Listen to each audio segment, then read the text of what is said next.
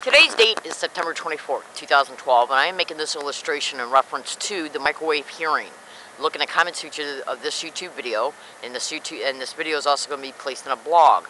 And what I wanted to do was actually see, I got two tape recorders here. This tape recorder's got a specific set of instructions using my voice, telling me that I am going to go to the store, and it's turned up high in volume.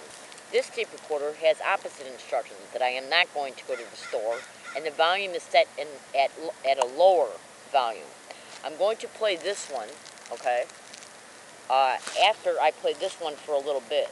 And we're going to see by me turning down the volume on this one, in reference to the instructions that are on this particular audio file, I'm going to play it. And then I'm going to turn on this one, and the volume is louder, which means that what you're going to hear is the one that is louder in my voice. And this is an illustration on how the microwave hearing, when they literally take a copy of your voice print, of your verbal voice, including your internal voice, your subvocal speech, and when when a person who's operating the microwave hearing transmits instructions into a target's audio cortex using their voice print, their actual voice algorithm, like I'm talking to you now, for instructional purposes to go somewhere, my internal dialogue, my actual own unique dialogue, can be overridden by the time constant rate of their transmission into my audio cortex. In other words, just listen. I'm turning on the one now that's got the instructions I'm not going to go to the store, and then I'm going to turn on the one that says I'm going to go to the store. Which one will you hear more? I am not going to go to the store. There is no reason for me to go to the store. I am now going to go to the store. It is imperative that I go to the store to get something to eat. I am now going to go to the store. It is imperative that I go to the store to get something to eat. Okay, this one you can barely hear. I am not going to go to the store. There is no reason for me to go to the store. I am now going to go to the store. I am now going to go to the store. It is imperative that I go to the store to get something to eat. I am now going to go to the store. It is imperative that I go to the store to get something to eat. Now, do you notice how the one that said I am going to go to the store, since it was turned up in such a high volume, you couldn't hear any internal, the other tape recorder that was stating I am not going to go to the store. And this is what I mean by microwave hearing. When it's transmitted into the target's audio cortex using a pulsating, oscillating frequency, and what's interlaced within the microwave hearing that is heard in the target's audio cortex, it's going to override all other conscious deliberations in reference to a target's own internal subvocal speech, because what's being transmitted into the audio cortex of the target is transmitted below the perceptual radar, and it's transmitted at a high velocity, which means that it's oscillating. It's kept at a constant time rate transmission, which overrides the internal dialogue of a target. And since the target's already hearing it in their own voice print, they had no reason to believe that that's not their own internal dialogue to begin with, because it's transmitted under the perceptual radar. So whatever is transmitted overrides all other conscious deliberations, and it confuses the brain in reference to the fact that the target believes that it's actually their own thought to go to the store, because they have no reason to not believe it, because it's transmitted under the perceptual radar. And the point I'm trying to make is that it literally crowds out any other conscious deliberations in a target's own unique voice print, because their transmission overrides any other conscious deliberations.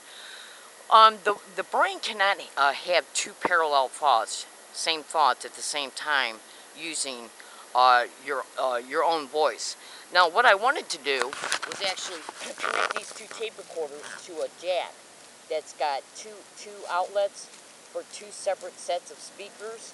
Okay, so both of them could then transmit it and into these earphones here for you to hear yourself, and you would have been able to uniquely and definitively hear that the one that's louder will crowd out the one that's not as loud.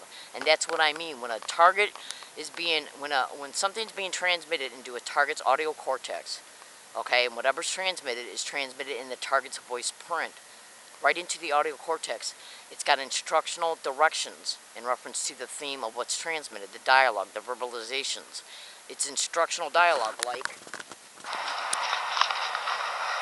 I am now going to go to the store. It is imperative that I go to the store to get something to eat. I am now going to... And this tape recorder is opposite in reference to what is stated. I am now not going to go to the store. There is no need for me to go to the store. I turn on this one. Go to the store. It is imperative that I go to the store to get something to eat.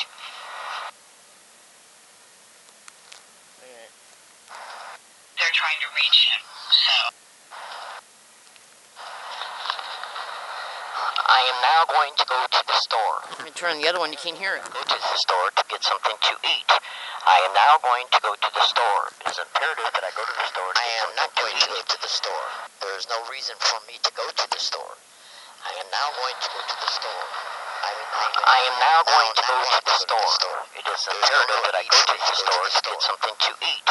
I am now going to go to the store. You see, if this one had, I'm not going to go to the store. This one had, I'm going to go to the store. This one had, I'm going to go to the store. This one was stating, I'm not going to go to the store. This one was louder in volume. This one was lesser in volume. So if they're transmitting directional dialogue into a target's audio cortex using their voice print in a higher volume, at a oscillating, pulsating timed rate that's constant, it's going to override any other internal actual dialogue of a target, because this is louder and kept at a constant pulsating rate.